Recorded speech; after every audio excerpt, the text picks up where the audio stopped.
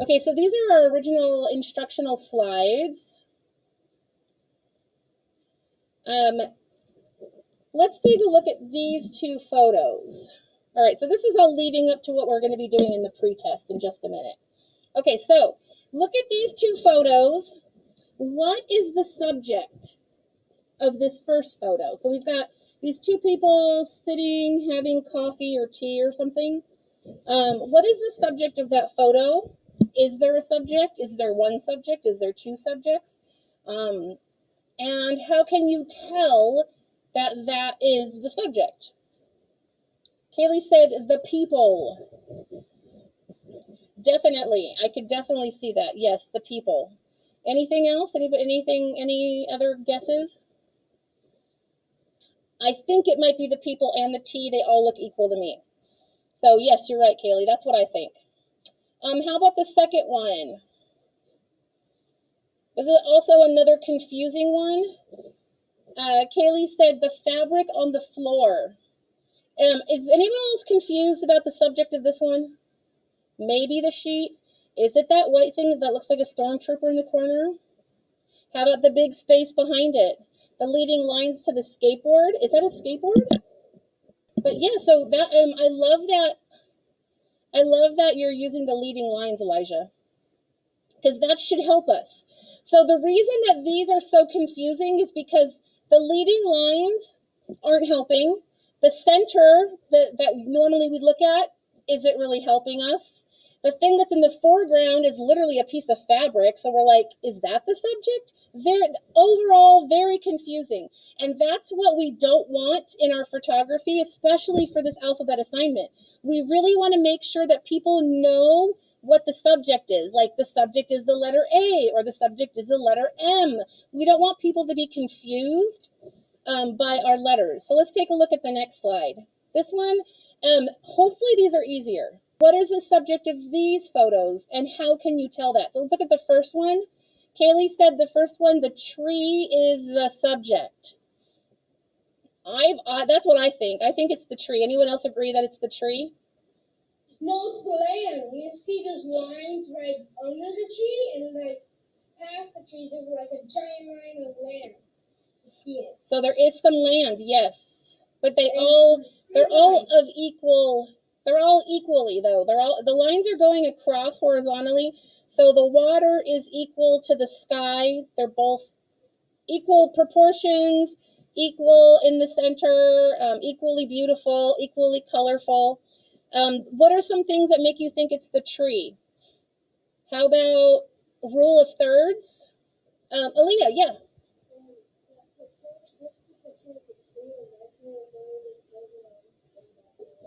Oh, good. Okay, so Aaliyah said that the tree photo reminds her of when we did foreground, middle ground, and background. Yes, that's very, very true. So this tree has a presence in the, where do you think it's at, Aaliyah? Speaking of that, foreground, middle ground, background, where do you think it's at? Okay, so we know that the tree is the subject because Aaliyah mentioned that where it's at, it's not in the background, is it? It's more in the foreground. So that's a good indicator. Also, Kaylee thinks it's the tree because it's super dark and it catches your eyes. Yes, and it's just standing, and also it's standing alone. Yes, so that's a really good technique also, is having really bright skies, and then we have one really dark thing. You can have a really dark background and have one bright thing. This is different. All of it's bright and there's one dark thing. Good. So having it be opposite tells us that it's using rule of thirds, so the placement and then where it's at as far as being in the foreground. Those are all fantastic indicators of why that's the subject. You guys are awesome. Okay, how about the second picture?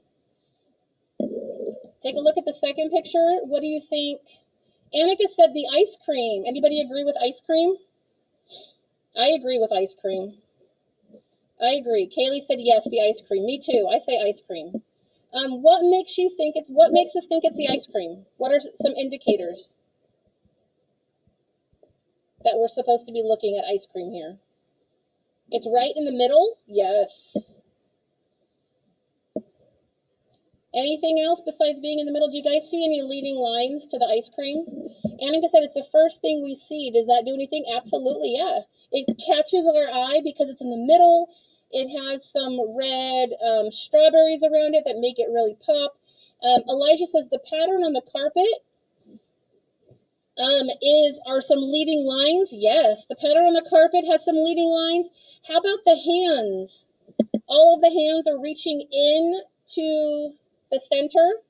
So those are some leading lines. We've got hands, we've got the lines on the rug, the straight attraction to it because it's in the center, it's big, it's round, it's got color around it. There are so many things that help us to know. So this is the type of picture that we want to have for this assignment because we want to make sure people know what our subject is.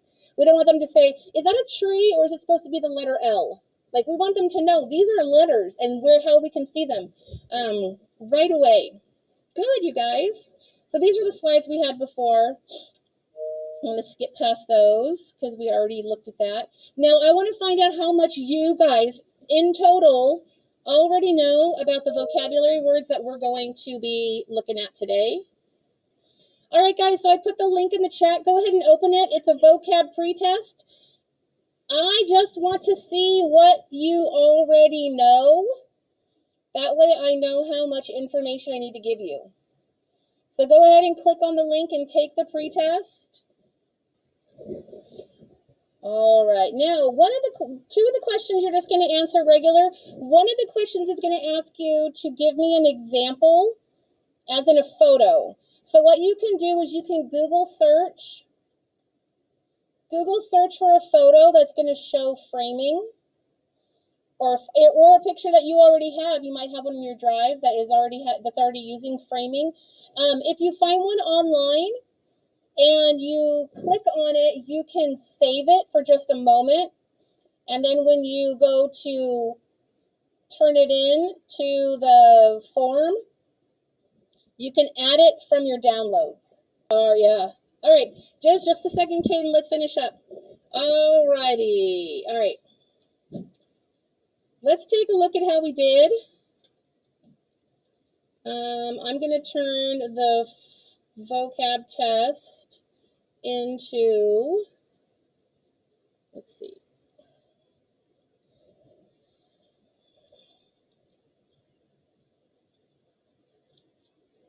Responses. Let's turn this into a spreadsheet really quick. All right. Go down to our class period. There we go. There's us. All right, so here are some of the answers. Let me move your names out of the way. Right there. Okay, so here are your answers, some of your class answers. What does cropping mean?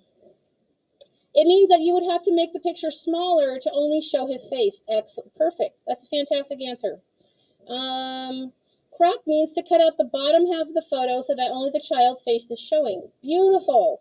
It means to remove or adjust the outside edges of an image to draw the viewer's eye to the subject. Basically, oh my, means to remove the parts you don't want. Excellent. I love it. You will go and edit the photo and make it smaller to where then there is only shows the face, and that is cropping it. Perfect. To cut out the parts of the picture you don't want. Perfect. Yes, yes, yes. Wonderful. All right, let's take a look at your photos. Let's see. Let's see what our what we chose as framing and see if how we did there.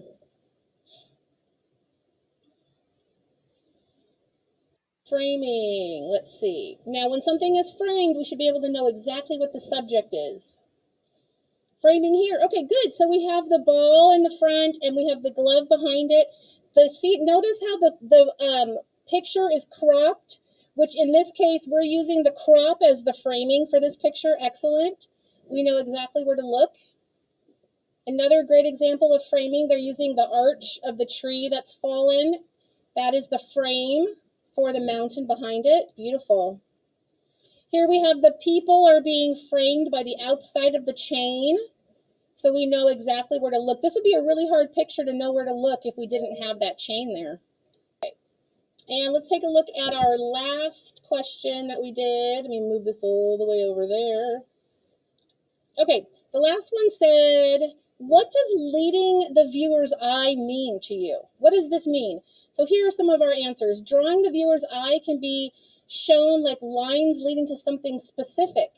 Good, so the lines are leading to something specific. Leading lines to lead to the main point of the photo. Excellent. The main point of the photo is the subject, and that's helping us get there to see it.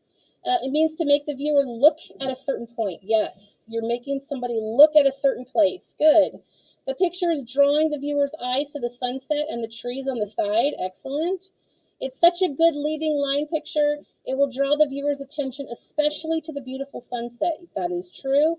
You guys, these are fantastic answers. This picture is drawing me to the end of the tracks to the sunset. Yes, that is leading somebody's eyes. You're telling them where they're supposed to be looking, so they don't have to be confused.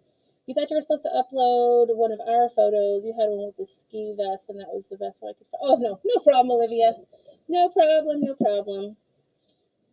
You put an old photo from your cat. Funny, funny. Okay.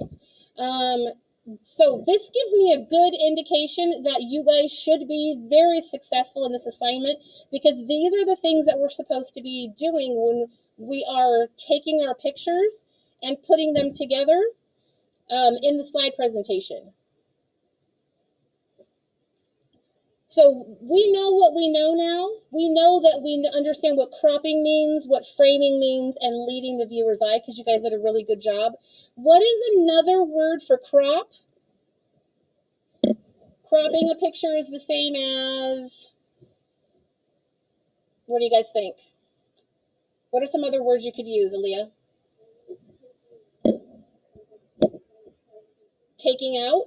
Good. Taking out. Yes. Cutting. Good. Yes. Cut, taking out. Some people said editing. Sometimes something like zooming into the photo. Perfect. Wonderful. Zooming in. Good. Excellent. Slicing. Yeah, Fruit Ninja. I love it. Slicing. Good. And how about framing? What are some other ways you could say framing a picture? I need to make sure you frame this picture, or this picture has a nice framing. Yes.